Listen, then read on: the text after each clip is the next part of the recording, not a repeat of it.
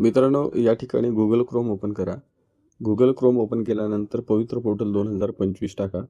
या ठिकाणी सुरुवातीला जी काही साईट आहे, school education and sport department click करा त्याच्यावरती.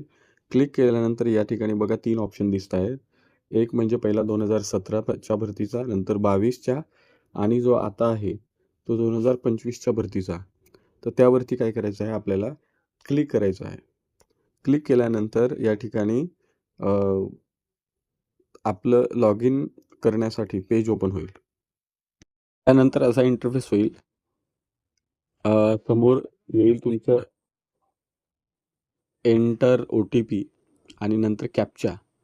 तर मला या ठिकाणी OTP आलेला आहे, मी तो टाकतो.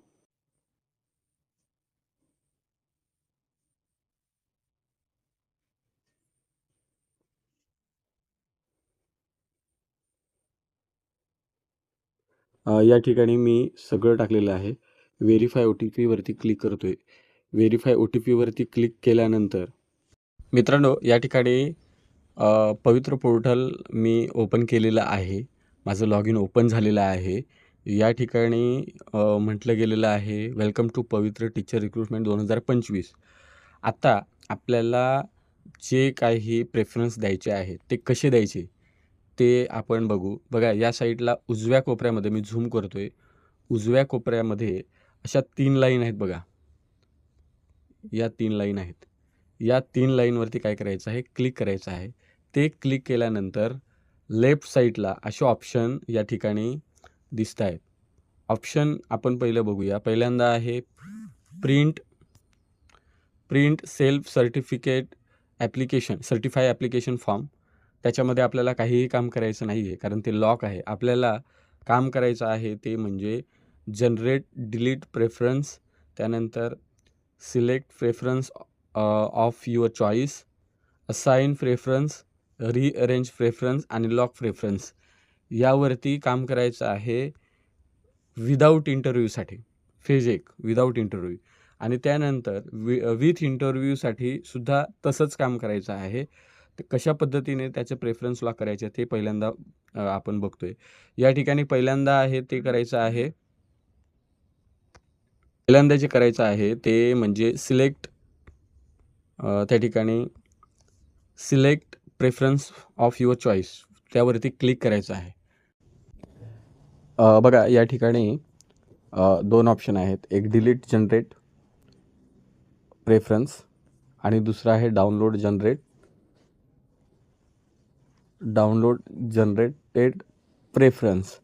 तर या ठिकाणी सुरुवातीला जे काही आलेलं आहे ते सिरियल नंबर, त्यानंतर डिस्ट्रिक्ट, त्यानंतर स्तर आहे, माध्यम आहे, त्यानंतर वर्ग आहे 1 ते 5, त्यानंतर पे स्केल आहे, त्यानंतर तुमची जी काही शाळा आहे, संस्था आहे ती किती टक्केवारीमध्ये येते, ॲडेड आहे का अनॲडेड आहे, त्यात या ठिकाणी विषय आहे, टेक्निकल मीडियम आणि या ठिकाणी बघा, या ठिकाणी सर्चचं बटन आहे.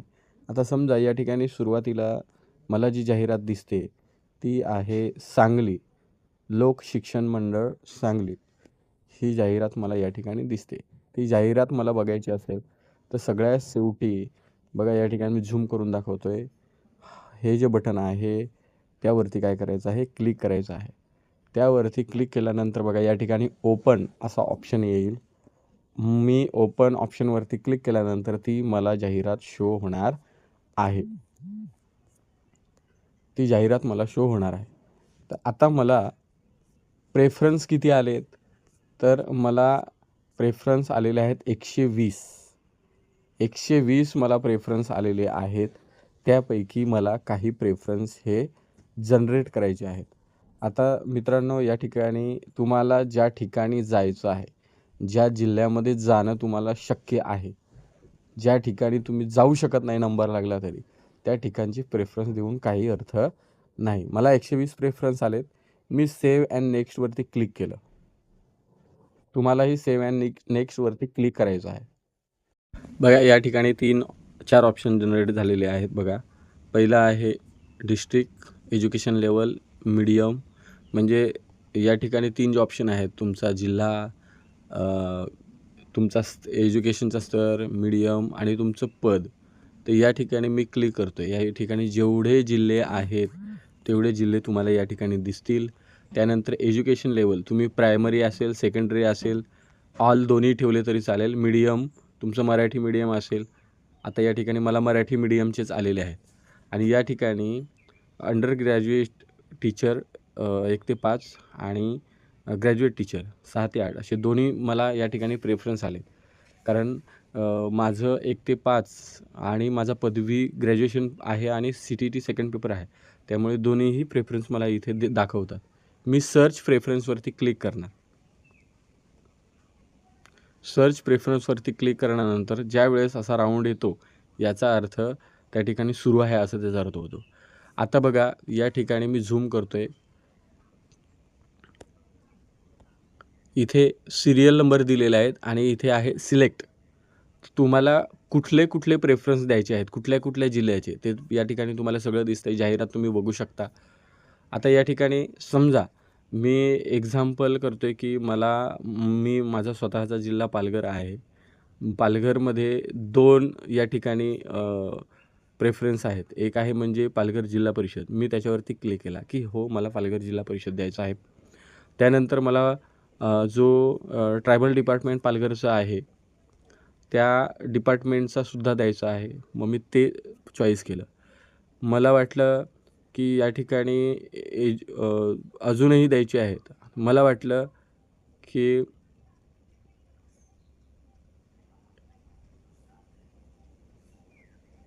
मी एक्झाम्पल तुम्हाला सांगतो आहे. या ठिकाणी जर तुम्हाला वाटलं की मला प्रेफरन्स 4 द्यायचे आहेत एकूण, तुम्ही जास्त देऊ शकता, तुमच्यावर आहे.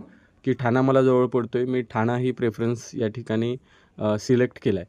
त्यानंतर मला महानगरपालिका ठाण्याची प्रायमरीची असे 4 प्रेफरन्स मला द्यायचे आहेत. असं जर मी ठरवलं, तुम्हाला जेवढे शक्य आहे तेवढे तुम्ही देऊ शकता. 100 प्रेफरन्स तुम्ही देऊ शकता. मला 120 आले त्याच्यातले 100 देऊ शकतो आपण. मी या ठिकाणी जो ऑप्शन आहे तो आहे म्हणजे ॲड सिलेक्शन प्रेफरन्स. या ॲड सिलेक्शन प्रेफरन्सवरती क्लिक करायचं.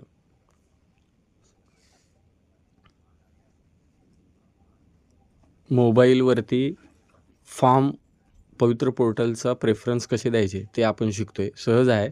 फक्त OTPचा प्रॉब्लेम येतोय. तो प्रॉब्लेमही आता हळूहळू सॉल्व्ह होताना दिसतोय.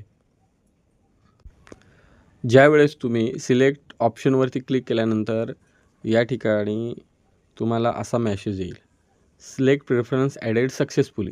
तर तुम्हाला त्यावरती काय करायचं आहे, ओके करायचं आहे. ओके केल्यानंतर या ठिकाणी 2 पॅरा दिसतील. एक म्हणजे तुमचा चॉईस केलेले प्रेफरन्स आणि दुसरा म्हणजे तुम्ही या ठिकाणी select preference of your choice. त्यानंतर या ठिकाणी मी जे 4 प्रेफरन्स दिलेले आहेत त्याचा या ठिकाणी ऑप्शन दिसतोय. आता या ठिकाणी मला हे 4च प्रेफरन्स द्यायचे आहेत, इतर कुठलेही प्रेफरन्स द्यायचे नाहीत.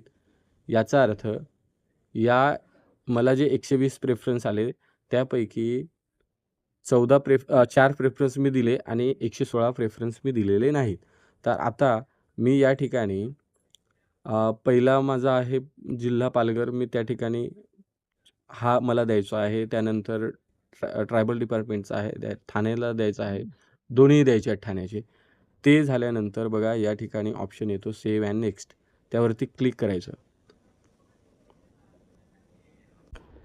या ठिकाणी बघा असा इंटरफेस ओपन होईल. यामध्ये मी झूम करून दाखवतो आहे कारण मोबाईलवरती आपल्याला फॉर्म भरायचा आहे. या ठिकाणी पहिल्यांदा आलेलं आहे असाइन प्रेफरन्स, त्यानंतर preference sequence number, district management या ठिकाणी आलेलं आहे. आता मी जे 4 प्रेफरन्स जे जनरेट केले त्याच्यामध्ये मला सिक्वेन्स म्हणजे काय की पहिला मला कुठला जिल्हा पाहिजे पहिल्या प्रेफरन्सला. तर मला जर पहिला प्रेफरन्स पाहिजे की मी पालघर जिल्ह्यातला आहे, मी पालघर ZP पहिला निवडला. या ठिकाणी तुम्हाला त्याचा नंबर शो होईल की मी पहिला प्रेफरन्स दिलेला आहे तो पालघर ZPचा. दुसरा मी ट्रायबल डिपार्टमेंट पालघरचा द्यायचा असेल तर तो. त्यानंतर ZP ठाणे आणि प्रायमरी महानगरपालिका ठाणे प्रायमरी याचा 4 असे 4 प्रेफरन्स मी दिले. यानंतर तुम्हाला 3 ऑप्शन या ठिकाणी शो होतात. पहिला म्हणजे तुमचा रिसेट प्रेफरन्स, शॉर्ट प्रेफरन्स आणि सेव्ह अँड नेक्स्ट. तुम्हाला सेव्ह अँड नेक्स्टवरती काय करायचं आहे, क्लिक करायचं आहे. मी या ठिकाणी क्लिक केलं आहे. या ठिकाणी असा इंटरफेस तुम्हाला ओपन झालेला दिसेल. या ठिकाणी 2 ऑप्शन आहेत. पहिला म्हणजे तुम्ही चॉईस केलेलं प्रेफरन्स 4 दिसतील. मी पहिला पालघर दिला आहे, त्यानंतर ट्रायबल पालघर दिला आहे, त्यानंतर एज्युकेशन ठाणे, त्यानंतर MNP ठाणे आणि जे तुम्ही दिलेले नाहीत ते खाली दिसतील. या ठिकाणी तुम्हाला काय करायचे आहे, परत या ठिकाणी जो ऑप्शन आहे सेव्ह अँड नेक्स्ट त्याच्यावरती क्लिक करायचं आहे. बघा या ठिकाणी असा फॉर्म आपला ओपन झालेला असेल. मी प्रेफरन्स दिलेले आहेत. प्रेफरन्समध्ये पहिली जी इन्फॉर्मेशन होती या फॉर्ममध्ये ॲप्लिकेशन डिटेल्स, पर्सनल, कॅटेगरी, त्यानंतर तुमचं प्रेफरन्स. बघा या ठिकाणी मी 4 प्रेफरन्स दिलेत, 116 प्रेफरन्स दिलेले नाही, मला 120 प्रेफरन्स आले होते. त्यापैकी बघा मी या ठिकाणी हे 4 प्रेफरन्स दिलेले आहेत, उर्वरित प्रेफरन्स दिलेले नाहीत. मी जे 104 प्रेफरन्स दिलेले आहेत हे फक्त एक्झाम्पल म्हणून दिलेले आहेत. ज्या मी मागेही वारंवार आपल्या यूट्यूब चॅनलच्या माध्यमातून बोललो होतो की कुणीही जे आत्ता सध्या पवित्र पोर्टल असेल किंवा पेशा क्षेत्रामध्ये कार्यरत असेल, कोणीही या ठिकाणी प्रेफरन्स देऊ नये. जे ऑलरेडी शिक्षण सेवक कार्यरत आहेत ते इतर जिल्ह्यांमध्ये किंवा कुठल्या संस्थेमध्ये किंवा दुसरीकडे असतील, ते पालघर झेडपीमध्ये ऑलरेडी काम करत नाहीत, असे जर असतील तर ते प्रेफरन्सेस देऊ शकतात, तो त्यांचा अधिकार आहे. परंतु जे ऑलरेडी पालघर झेडपीला कार्यरत आहेत शिक्षण सेवक म्हणून, त्यांनी देण्याचा हट्ट असे करू नये, कारण तुमच्या जागी एखादा गरजू विद्यार्थी राहून जाऊ शकतो. तर या ठिकाणी ह्या खाली स्क्रोल करायचं. स्क्रोल केल्यानंतर या ठिकाणी डिक्लेरेशन आहे बघा. डिक्लेरेशनवरती या ठिकाणी जो काही बॉक्स आहे त्या बॉक्समध्ये तुम्हाला असा टिक करायचा आहे. टिक केल्यानंतर लॉक प्रेफरन्स या ठिकाणी ऑप्शन आहे बघा, लॉक प्रेफरन्स, त्याच्यावरती क्लिक करायचं आहे.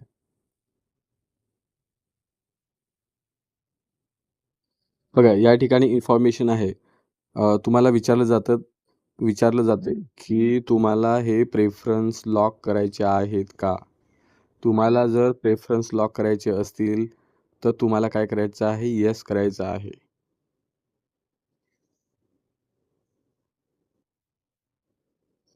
बघा या ठिकाणी तुम्हाला OTP एक येईल.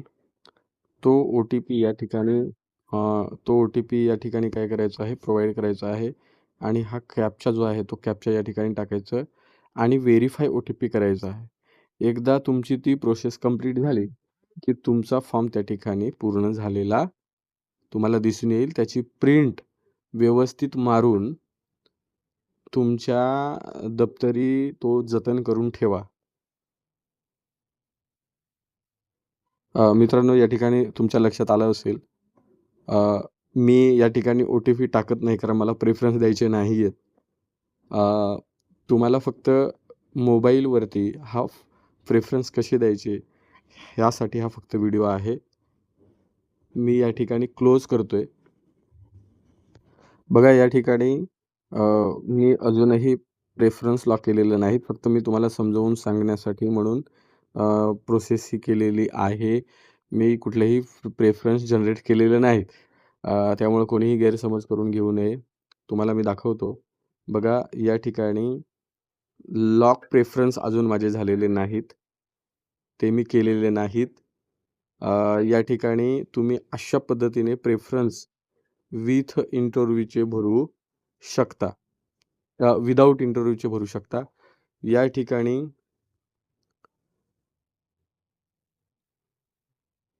ठिकाणी दुसरा जो पर्याय आहे आपल्याकडे तो सुद्धा विथ इंटरव्ह्यूचा आहे. सेम अशाच पद्धतीने तुम्हाला प्रेफरन्स चॉईस करायचे आहेत. त्यानंतर साइन करायचे आहे. त्यानंतर रिअरेंज म्हणजे तुम्हाला जर तुमचा पालघर झेडपीचा प्रेफरन्स 2 नंबरला गेला तर तुम्हाला पहिला आणायचा असेल तर तो रिअरेंज करू शकता. इथे हेही प्रेफरन्स तुम्हाला लॉक करायचे आहेत. अशा पद्धतीने तुम्ही काय करू शकता, प्रेफरन्सेस जनरेट करून लॉक करू शकता.